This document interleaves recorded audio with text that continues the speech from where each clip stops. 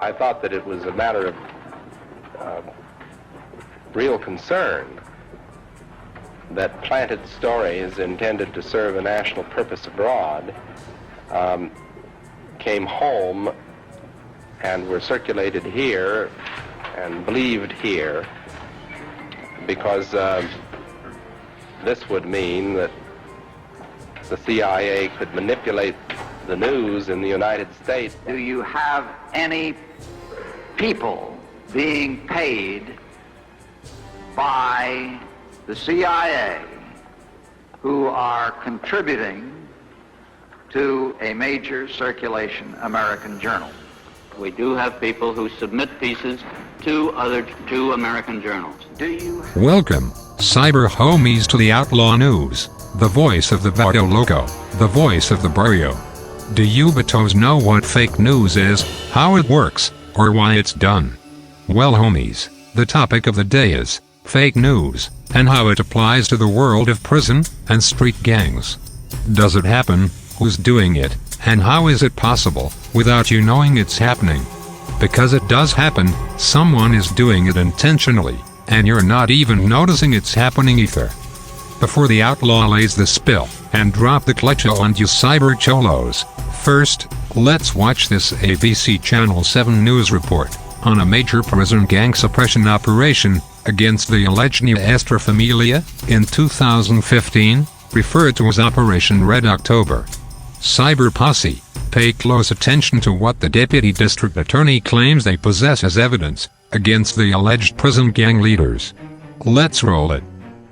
In the South Bay, we are learning about a major gang bust in San Jose. These are just a few of the nearly 24 gang members now behind bars. And the arrests have revealed how gang leaders in prison were profiting from street gang crime. ABC 7 News reporter David Louie is live at the Superior Courthouse in San Jose with the details tonight. David. Well, Alma, they've been selling drugs and shaking down merchants for protection money. Then Operation Red October rounded up 24 San Jose street gang members who were answering to inmates at a prison hundreds of miles away. The crimes were happening here in the streets of San Jose, but the orders were coming from 400 miles to the north, from behind the walls at Pelican Bay State Prison. That's where 3 so-called generals of the Nuestra Familia gang were calling the shots. They went so far as to say, this is how you do a killing. This is how you do a robbery. And these were being directed from behind the walls of jail and prison. The directives were written in code and smuggled out in the body cavities of inmates leaving on parole. Known as kites, the orders were found in the possession of one of the top street gang leaders in San Jose. We recovered hundreds of these written communications that had really never been seen on this level and in this depth. It was so explicit that we actually have the 3 generals behind the walls at Pelican Bay in writing and with their signature on very specific gang directives that were in the possession of one of our arrested suspects. The Nuestra Familia affiliated gang members each had nicknames such as Pistol, Monster, and Bam Bam. 6 are still at large. There was an organized chain of command. Gang task force teams seized guns, drugs, and cash during the arrests. The gangs were selling 2 pounds of methamphetamine a week, worth thousands of dollars. A percentage of crime proceeds, along with protection money paid to the gang, made its way to Nuestra Familia's leadership behind bars. The multi-agency task force believes it has put a dent in gang operations in San Jose after one of its leaders decided to cooperate and reveal the gang's internal workings. We have so many cooperators and source documents and history with this gang that we hopefully are deterring them from putting down a foothold in this city ever again. The gang members go on trial in San Jose starting on April 13th. In San Jose, David Louie, ABC 7 News. Cyber crimies, how is it possible that the district attorney has apparently hundreds of decoded kites with signatures from the 3 generals inside Pelican Bay's SHU unit? Several informants, evidence in the form of seized drugs, money, which its profits are linked going to the leaders of the Nuestra Familia. As the deputy district attorney put it, on a level never seen before. Yet, they failed to charge any real NF members, or indict the 3 generals, who apparently were calling the shots. The individuals arrested held no membership in the NF. The news report refers to the arrestees as NF associates, not NF members. This is nothing more than misinformation, propaganda, designed to manipulate viewers to believe some massive criminal enterprise exists.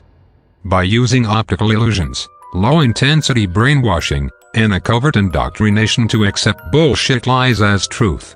To prove without a doubt that this operation is nothing more than fake news, a modern COINTELPRO-style tactic, to discredit the California prison hunger strikes, an end to hostilities agreement, and its leaders, which these three generals happen to be part of.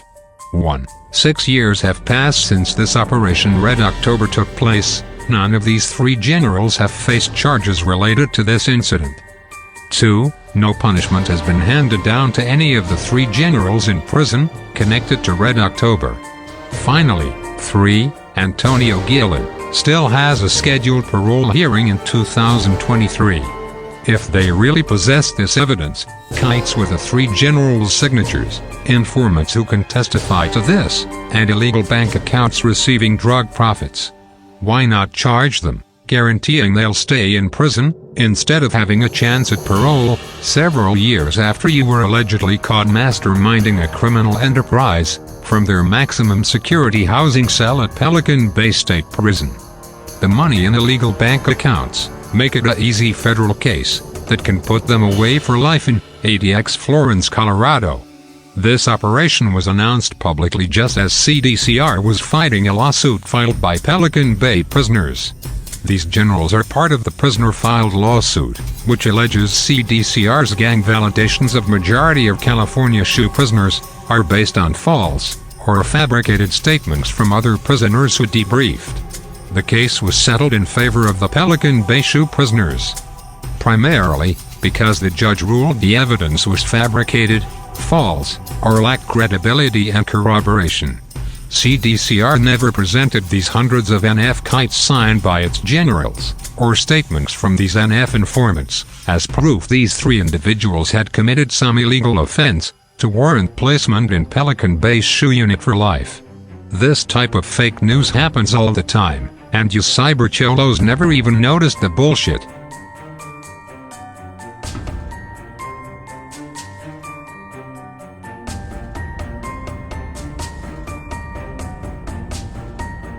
Now, look at this alleged New Astra Familia Special Operations Cyber Posse, who, again, is repeatedly presented as some criminal activity, controlled by a notorious prison gang, whose leaders are in some supermax housing unit. Operation Monster was a multi-law enforcement agency operation against the New Astra Familia prison gang Stockton Regiment. The Record Net, May 29, 2008 story, quotes George Anderson, director at the Department of Justice, saying the key is taking the hierarchy out of these gangs, which makes them basically dysfunctional, end quote. Yet, the operation, which cost taxpayers, again homies, hundreds of thousands of dollars to conduct, failed to arrest or convict any alleged prison gang leader. Not because the informant chose to only rat out people who held no significance, or even members of this alleged prison gang. Because the informant was the actual target of the operation. The kingpin of the New Astra Familia, who was ordering violent crimes and running the drug operations of his respected gang in Stockton, California. Charles Edward Peanut Oaks, who couldn't have been communicating with or sending money to any alleged top generals of the New Astra Familia. Why, just a year earlier, in 2007, Charles Peanut Oaks was the key confidential informant in Operation Valley Star, whose operation resulted in no conviction of any alleged prison gang leaders, or recovered proof of illegal bank accounts with thousands of dollars. But its promotional PR campaign, news conference, and media headlines sure made it sound like it. You vatos in Vado land need to watch what you read, view on television, or social media platforms. It could be prison gang fake news of massive gang operation that can't prove no real connection to any Pelican Bay evil kingpin in solitary confinement. But they'll ring the bells and blow their whistles like they did in order to indoctrinate you, cyber cholos, to believe anything they say is facts and worship their celebrity snitch influencers, who are just another Michael Thompson-like con man. So stay suited and booted for another banger from your boys the Outlaw News. Venceremos.